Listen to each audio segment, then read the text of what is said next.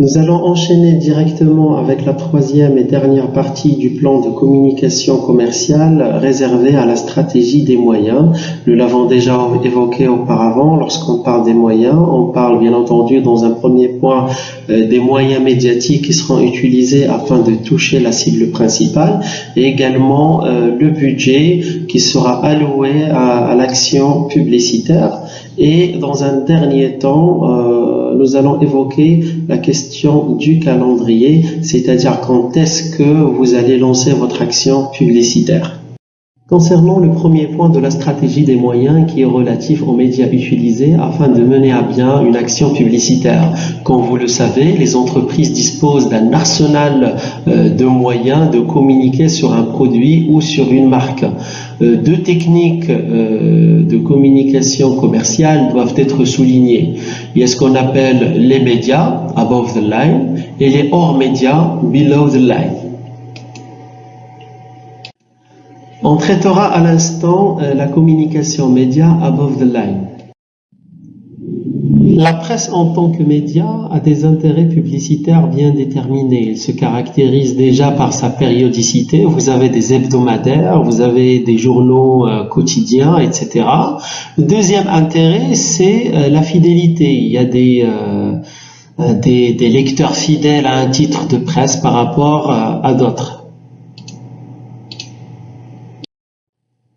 La presse magazine, quant à elle, se caractérise par son trait sélectif, c'est-à-dire que les magazines arrivent à toucher en plein fouet le cœur de cible. Par exemple, vous avez Femme Actuelle, ça se voit que c'est un magazine qui est destiné principalement aux femmes.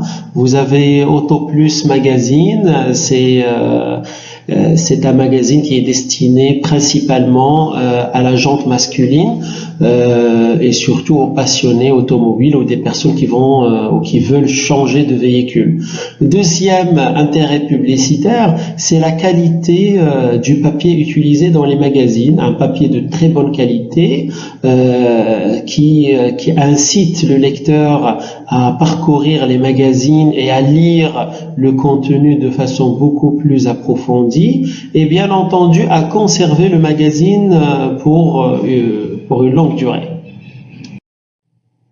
Quant à la télévision en tant que média, elle a des avantages et des inconvénients. Quant aux avantages, la télévision se caractérise par sa puissance, c'est-à-dire qu'il arrive à toucher un très grand nombre de téléspectateurs. Le caractère également sélectif de la télévision, il permet une segmentation fine des cibles. Le profil des téléspectateurs est connu au préalable selon les programmes et les heures de diffusion.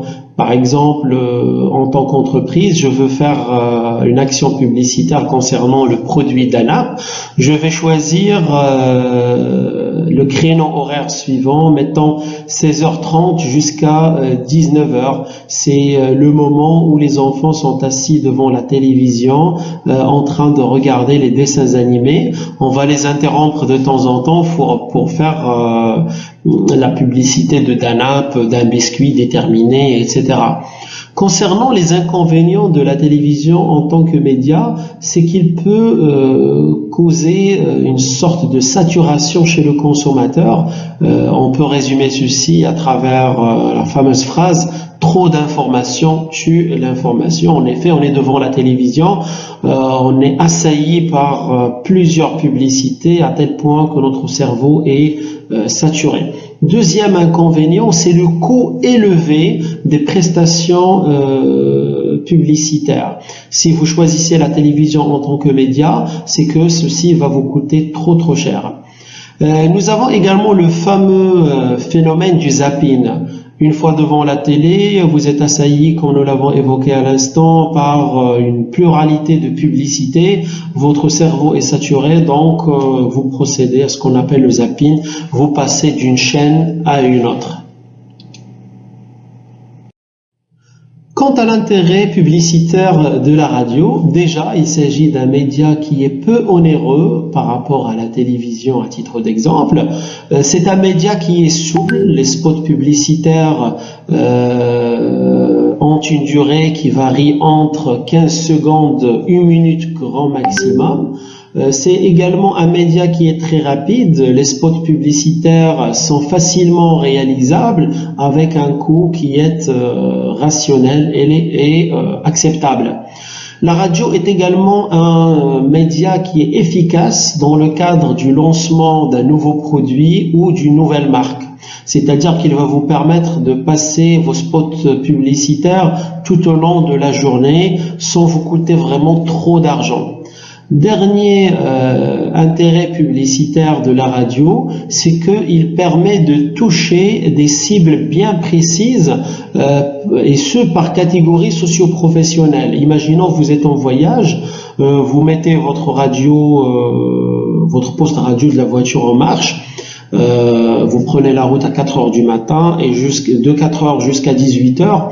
Vous allez remarquer que les publicités diffusées dans ce créneau-là sont des publicités qui sont destinées aux agriculteurs et aux professionnels de la route et du transport. On va faire de la publicité pour engrais alimentaires, pour des insecticides, des publicités de stations-service, stations essence, également des publicités pour huile moteur. L'affichage est un excellent média d'accompagnement, particulièrement complémentaire de la télévision, car il permet une sélectivité géographique. Un exemple très simple, je ne sais pas si vous connaissez le fameux rond-point d'Azro Ait Melloul. C'est un rond-point stratégique parce qu'il représente un point d'intersection entre la route de Houara, Chtouka Ait Baha et Ait Melloul. Et ce sont des régions à 100% agricoles.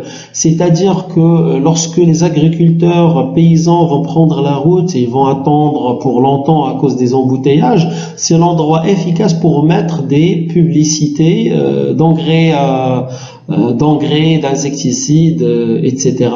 à travers la technique de l'affichage. Donc l'affichage, ça permet une sélectivité géographique et d'adresser le message de façon directe au cœur de cible. Le cinéma en tant que média présente des atouts et des avantages déterminés. Déjà, vous avez un grand écran, 600 fois plus grand que le téléviseur normal que nous trouvons chez nous. Deuxième intérêt, c'est la qualité de son.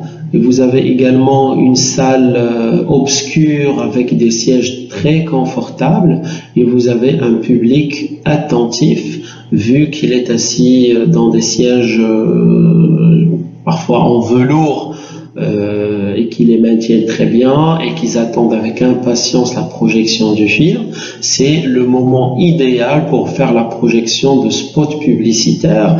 Et généralement, dans les salles de cinéma, les scores de mémorisation sont excellents et intéressants.